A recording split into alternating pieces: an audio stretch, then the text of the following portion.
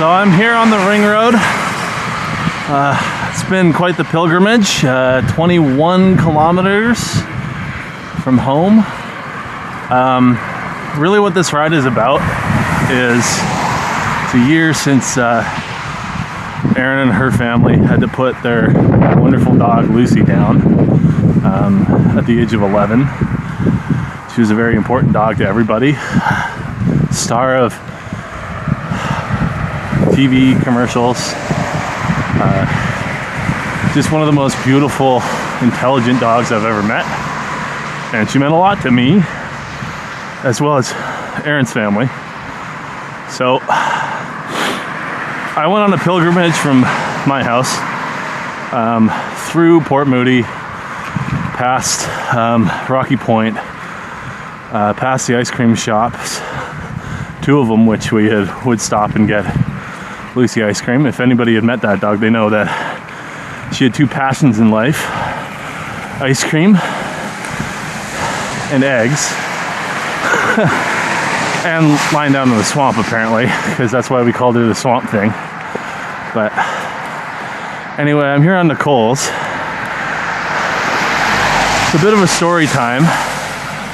In 2020, before COVID, for my birthday, March 7th, we went on a ride up here with Lucy. And she got lost. She was wearing a harness at the time, and she got tangled up partway down the trail. And of course, we get down to the bottom of the trail and can't find her and start freaking out.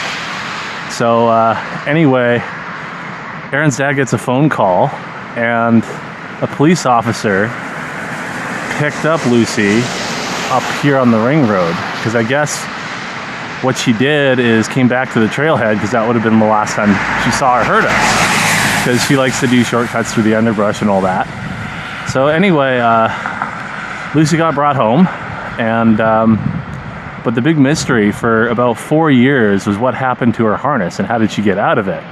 We were worried someone tried to grab her or something and got it off her or what have you, but it turns out that it got stuck in the underbrush. And I'm gonna ride down, and well, this is actually poplar, but I'm gonna ride down and stop at the tree that I found her harness on 4 years later. Now, the thing about that being 4 years later and I found her harness, it was actually about 2 weeks after they had to put Lucy down at the age of 11, and which was hard on everybody. At the time, Erin and I were having relationship issues, which I don't want to get into. It's none of anybody else's business, actually. But so it was actually a very emotional time for me. That's probably all over this lens. But anyway, this was a very special story for me to be able to bring back Lucy's harness. I'm gonna stop and give that a wipe before we turn in here. Yeah, okay. And bring it back to her family, to the Kinneys, who have always been very important to me. I've known them for a very long time and dated and loved their daughter for 6 years. So yeah, very important for me. And like I said, this is a pilgrimage of sorts to commemorate finding that a year ago during all that was going on. I think she cut through somewhere in there, and then when they reworked this section, I'm gonna stop and put the bike down here. Yeah, when they reworked in here, or here, I'm not really sure, they found her harness, her purple harness, and put it on this tree. So forever, I'm going to refer to this as the Lucy tree.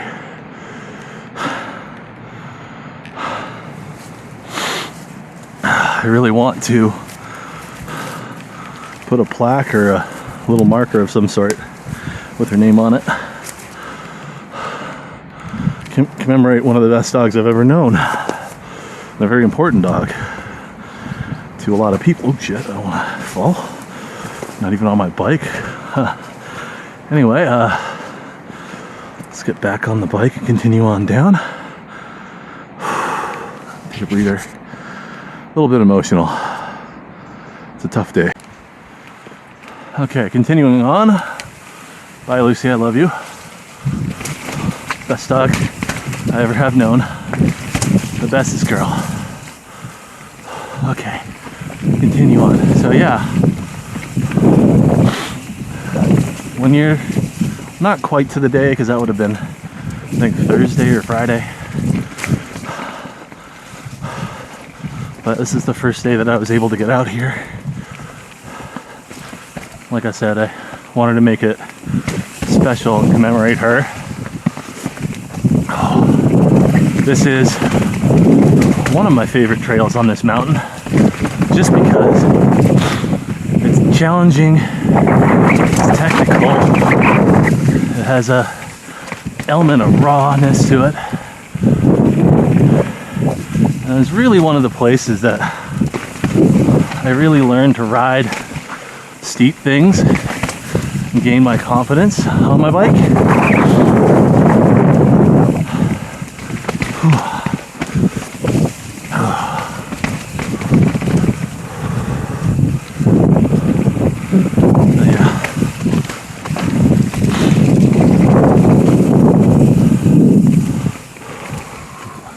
It's always a tricky one to get into. Firm. And you gotta careful, don't miss that. Erosion, okay. This turn. Yeah, so this trail is one of the OGs in the area, because people have been riding mountain bikes here on Burnaby Mountain for almost, I would actually say, as long as on the shore. We just don't really have the documented history. Ooh, this looks bad. I think I'm gonna bypass that. Yeah, stay off the wood. Ooh, is the, I guess the lurch doesn't fit through. Okay, oh well.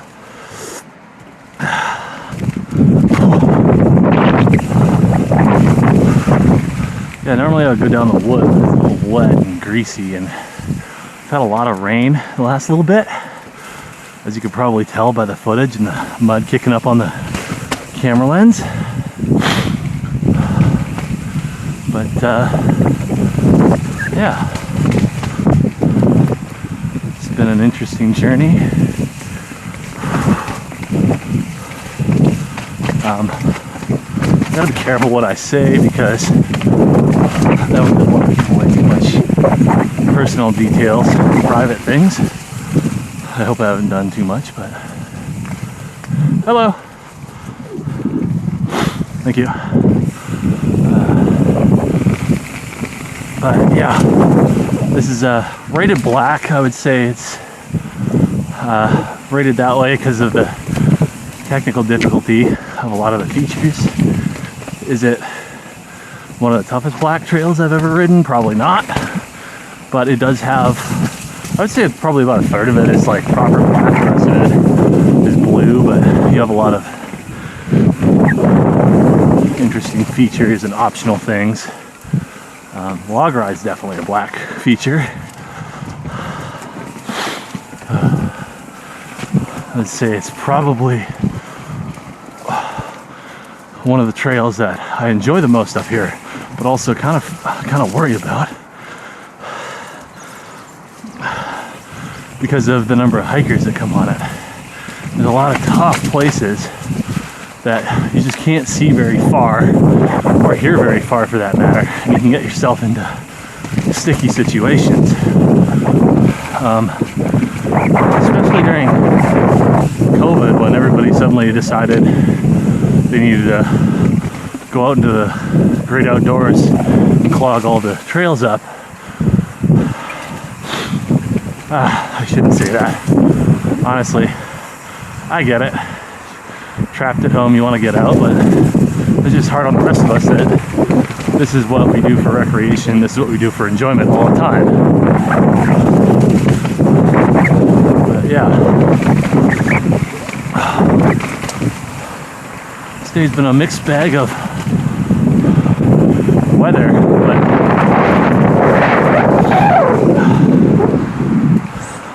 gotta love BC for when the sun does come out.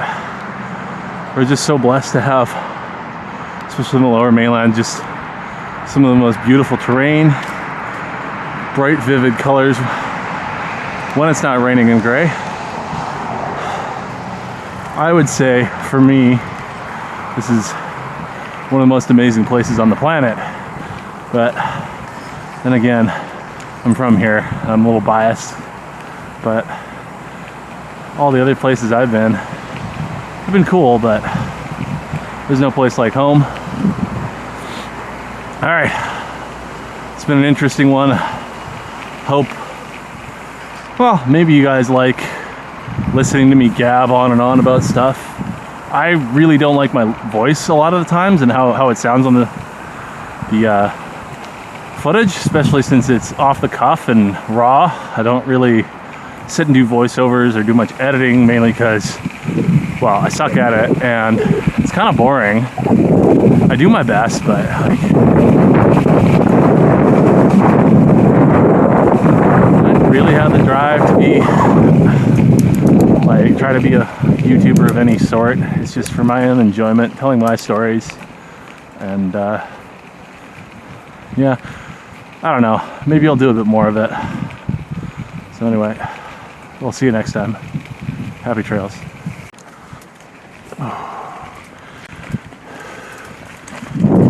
Is anybody coming down up Burcut? No, I don't see anybody. Okay. Take the weird entrance over the outside.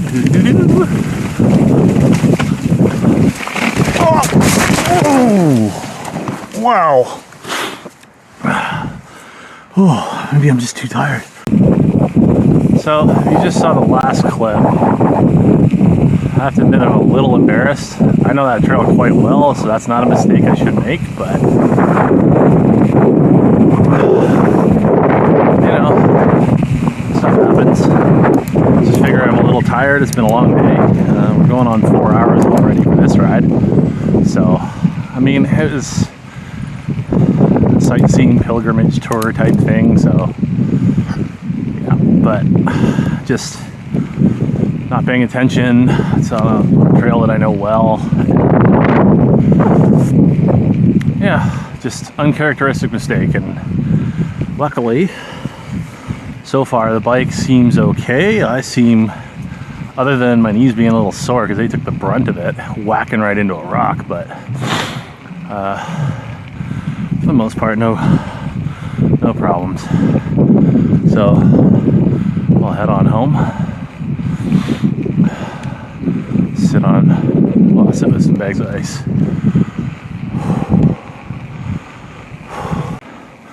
So I guess one good thing about crashing like that and it being a knee, now I have bad knees in that they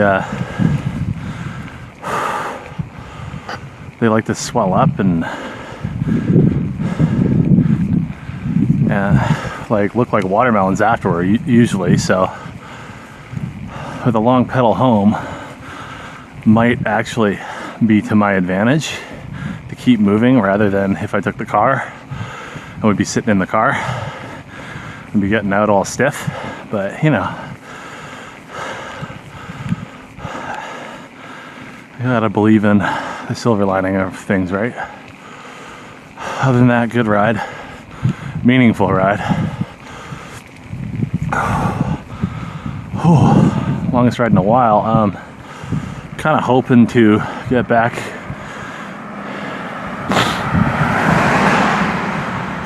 into good enough shape that I can get back into racing a couple local enduros, maybe work my way into thinking about maybe more of a national level race just for fun. I don't see myself as a fast rider. It's just, they're fun events, and the camaraderie riding as a group and picking each other up, helping each other out is something that was new to me when I first tried it. Coming from the BMX world where your direct competition you didn't get along with because it's essentially a contact sport. So you had to kill each other. So it was very new to me. I would say one of the best things about getting into mountain biking is the community. I've met so many great people through riding bikes. So many different ways, but in particular, let's try not to get hit by anything right now.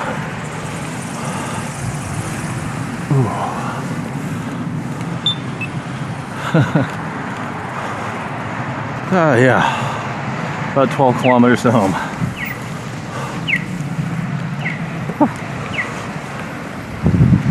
don't know if I'm supposed to be on the sidewalk or not. I haven't really done this before, for this mountain anyway. I guess small adventures, right? Broadening horizons, facing fears, challenging what you think you could do. And honestly, like, the ride over from Burke to here was only like 200 and something meters vertically, so I wasn't that bad.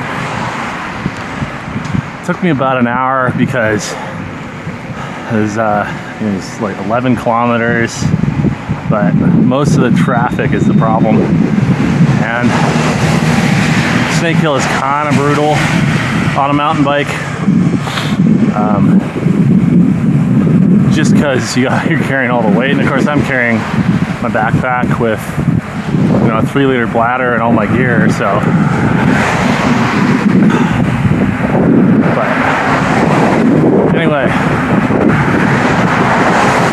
something different to try while staying in town.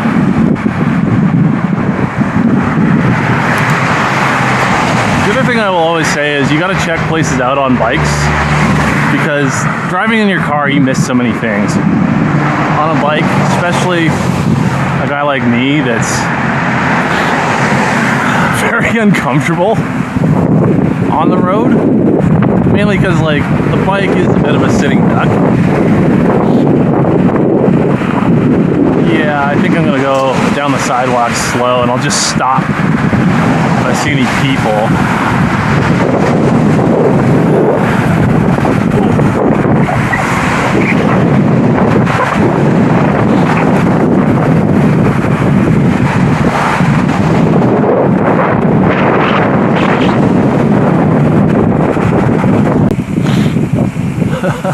One downside to hills, I would always say, especially when you really get into mountain biking and like to climb things. Well, not like to climb, nobody likes to climb, but you get into pedaling up things, and I enjoy it because it's like a sense of an accomplishment, and I feel like I've earned the right to descend.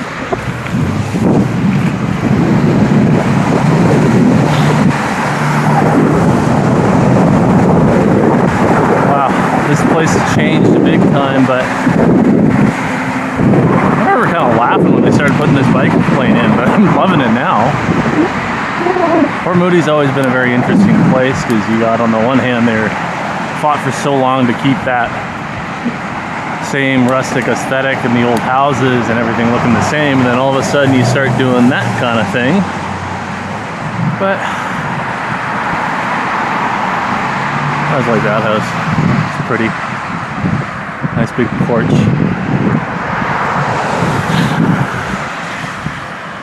Oh yeah, I'm feeling that hit. I think the problem with being a bigger human, being 6'4" and 240 pounds, that's a lot of meat hitting the ground.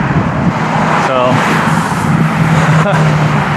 there's no such thing as a small fall off a mountain bike for a bigger human, within reason. But yeah, I was always encouraged to go learn to fall and go to circus school And you know, honestly, like I don't know why I keep holding out on that. It's such a good idea for me because, like I said, big human, hit the ground hard, and injuries are not uncommon to me. Yeah. The Springs. That used to be a church. I remember doing work at the start of that. It used to be a church and there's a couple little houses. So that's quite something. Yeah, this is quite the bike route actually. What's also funny is, I know the weather hasn't been great, but it's rained off and on today, and look at the clouds, they're kind of gross. But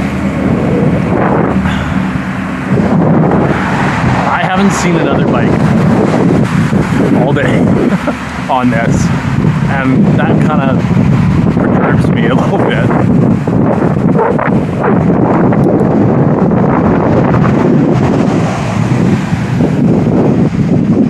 And of course I say that, ooh, Vashti Rose. It's a good place for ice cream.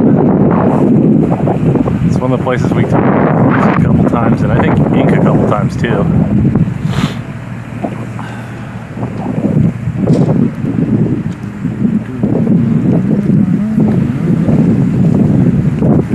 Of course I say that, and there's a bike. Ooh, feeling that knee. Hi there.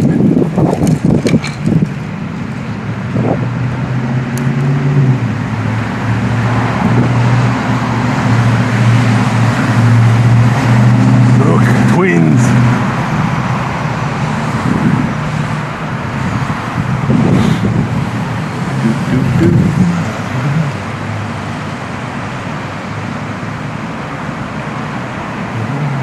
Oh, that's kind of creepy. It's been a lifelong kind of thing. I remember being a kid and going to Lonsdale Quay and being freaked out by, they've got this mannequin of this guy in a wig falling off the second floor. And I don't know what it is about mannequins, but they have always given me the heebie-jeebies, especially ones that are like kind of human looking. What's going on here?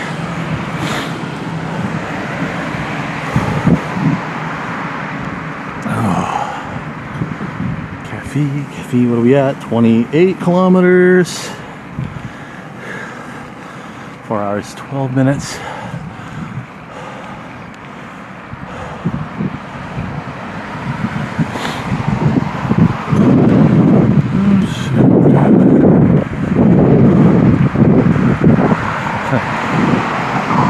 you haven't noticed, I like to stare at all the survey points that I come across.